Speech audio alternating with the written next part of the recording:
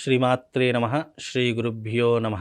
జ్ఞానినాంనపి చేతాంసి దేవీ భగవతీ హి సా బలాయ కృష్యమోహాయ మహామాయా ప్రయశ్చతి.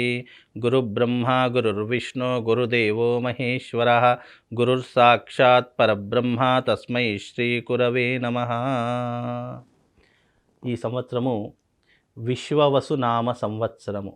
ఈ సంవత్సరంలో గోచార ఫలితాలు ఎలా ఉన్నాయి, రాబోయేటటువంటి ఈ విశ్వవసునామ సంవత్సరంలో ప్రతి ఒక్కరి యొక్క గోచార ఫలితాలు, వాళ్ళ యొక్క రాసుల యొక్క వివరాలు ఏ రకంగా ఉంటున్నాయి, లాభ నష్టాలేంటి, సుఖదుఖాలేంటి, అదృష్ట యోగాలేంటి, మీ జాతకంలో గోచార ఫలితాలు అనేటటువంటి ప్రభావాలు ఏ రకంగా మీ మీద ఇంపాక్ట్ చూపిస్తున్నాయి అందరూ కూడా గుర్తుంచుకొని, ఇప్పుడు నేను చెప్పేటటువంటిది గోచార ఫలితాలు.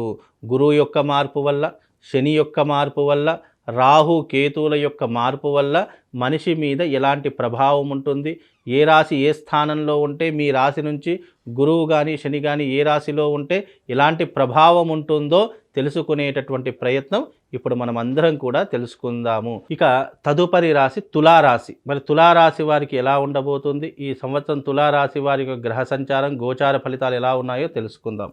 ఇక తులారాశి వారికి ఈ సంవత్సరం చాలా అద్భుతమైనటువంటి యోగము అని చెప్పుకోవచ్చు.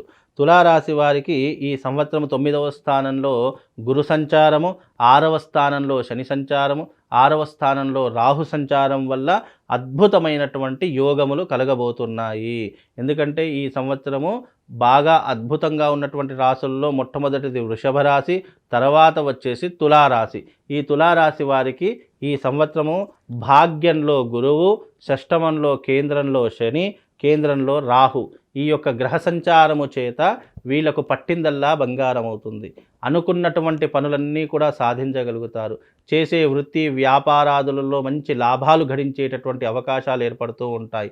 అందులోనూ ఈ సంవత్సరము 9వ స్థానంలో భాగ్యంలో గురువు ఉన్నటువంటి కారణము చేత ఇప్పుడు ఎలాంటి వ్యవహారాదులు ఉంటాయంటే, స్థిరాస్తుల వల్ల లాభము, అంటే పూర్వీకుల ఆస్తుల వల్ల కావచ్చు, మీరు సంపాదించినటువంటి డబ్బు ద్వారా కావచ్చు, మీకు చాలా లాభదాయకమైనటువంటి జీవితం నడుస్తుంది.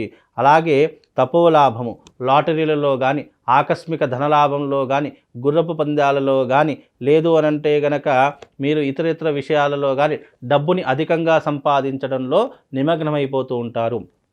అందులోనూ ఈ సంవత్సరం ఆకస్మిక ధనలాభంతో పాటు మంచి విద్య, అలాగే మంచి గౌరవ ప్రతిష్టలు ఏర్పడుతూ ఉంటాయి. జీవితంలో మీకంటూ ఒక ఉన్నతమైనటువంటి స్థితిని అధిరోహించగలుగుతారు. సినిమా రంగంలో ఉన్నటువంటి వారు, నాటక రంగంలో ఉన్నటువంటి వారు, రాజకీయ రంగంలో ఉన్నటువంటి వారు మంచి పదోన్నతిని పొందుతూ ఉంటారు. సెలబ్రిటీ స్టేటస్ని అనుభవిస్తూ ఉంటారు. ఈ సంవత్సరం వాళ్లకు మంచి అవకాశాలు, ఆపర్చునిటీస్ వచ్చేటటువంటి లక్షణాలు కూడా ఏర్పడుతూ ఉన్నాయి. శని కూడా 6వ స్థానంలో ఉన్నాడు కాబట్టి మంచి సత్ఫలితాలను ఇస్తూ ఉంటాడు. అలాగే మీకు ఏదైనా పనులు ఆటంకం జరిగినా కానీ ఆ ఆటంకాలన్నింటినీ కూడా దూరం చేసి కార్య లాభాన్ని కలిగిస్తూ ఉంటాడు. ఇక విద్య, ఆరోగ్యము, ఐశ్వర్య విషయాల్లో శని కూడా మీకు అనుకూలంగా ఉన్నాడు కాబట్టి అన్ని రంగాలలో మీరు విజయం సాధించేటటువంటి లక్షణాలు ఉంటూ ఉంటాయి. బంధువులతో సఖ్యత ఏర్పడుతూ ఉంటుంది. అయిన వాళ్ళతో ప్రేమ, అనురాగాలు ఏర్పడుతూ ఉంటాయి. ఎవరైతే మిమ్మల్ని కాదు దూరం చేసుకున్నారో అలాంటి వారు కూడా దగ్గర అయ్యేటటువంటి లక్షణాలు ఏర్పడుతూ ఉంటాయి. బంధువులతో చక్కగా ఆనందంగా ఉంటూ ఉంటారు.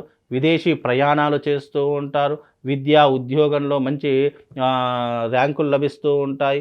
అలాగే చేసే ప్రతి పనిలోనూ కూడా మీకు మంచి గౌరవ మర్యాదలు పొందడంతో పాటు పై అధికారుల నుండి మన్ననలు లభిస్తూ ఉంటాయి. కనుక ఈ సంవత్సరము అద్భుతంగా ఉన్నటువంటి రాశుల్లో తులారాశి ఒకటి అని చెప్పుకోవచ్చు.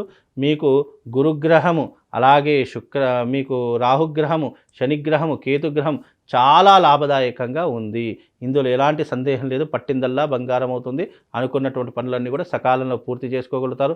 ఏదైనా పెట్టుబడులు పెట్టాలనుకుంటే గోల్డ్ మీద పెట్టండి, భూమి మీద పెట్టండి, స్టాక్ మార్కెట్లో పెట్టండి. తప్పకుండా మీకు మంచి లాభాలు వచ్చేటటువంటి అవకాశం మీకు కనిపిస్తుంది. కనుక ఈ సంవత్సరం తులారాశి వారికి టాప్ పొజిషన్ అని చెప్పుకోవచ్చు. ఇది తులారాశి వారి యొక్క గోచార ఫలితాలు. ప్రతి సంవత్సరము ఉగాది రోజున మనకి ఏంటి అంటే గురువు యొక్క గ్రహము, శని గ్రహము యొక్క ప్రభావము, తీవ్రమైనటువంటి ప్రభావం మనిషి మీద పడేటటువంటి లక్షణాలు ఎక్కువగా ఉంటూ ఉంటాయి. కనుక ఈ సంవత్సరము గురువు మరియు శని 2 గ్రహాల యొక్క మార్పు జరుగుతూ ఉంటుంది. కనుక ఈ సంవత్సరము 13వ తారీఖు 5వ నెల 2025వ తారీఖు రోజున గురువు మిథునంలోకి, అలాగే ఈ యొక్క 29వ తారీఖు రోజున శని మీనంలోకి అడుగుపెట్టేటటువంటి సమయం. కనుక ఈ యొక్క ద్వాదశ రాశులలో ఏ ఒక్క గ్రహం మార్పు చెందినా కూడా దాని యొక్క ప్రభావం ద్వాదశ రాశులు 12 రాశుల మీద ప్రభావం అనేటటువంటిది సూచిస్తూ ఉంటుంది. కనుక ఈ సంవత్సరం గోచార ఫలితాలు ఎలా ఉన్నాయి, ఈ సంవత్సరం అంతా కూడా మీకు దేని మీద లాభదాయకంగా ఉంటుంది, వృత్తి వ్యాపార రంగాలలో ఎలాగా ఉంటుంది, అలాగే సినిమా రంగం వాళ్లకు, రాజకీయ రంగం వాళ్లకు ఏ రకంగా ఉంటుందో ఒక్కసారి మనం గోచార ఫలితాలలో తెలుసుకుందాము. అయితే ప్రతి ఒక్కరూ కూడా 2 విషయాలు చాలా మట్టుకు ఆలోచన చేసుకోవాలి. ఎందుకంటే జన్మజాతక ఫలితాలు ఒక రకంగా సూచిస్తూ ఉంటాయి, గోచార ఫలితాలు ఇంకో రకంగా సూచిస్తూ ఉంటాయి. జన్మజాతక ఫలితాలు వ్యక్తిగత జాతకాన్ని బట్టి నిర్దేశించడం జరుగుతూ ఉంటుంది.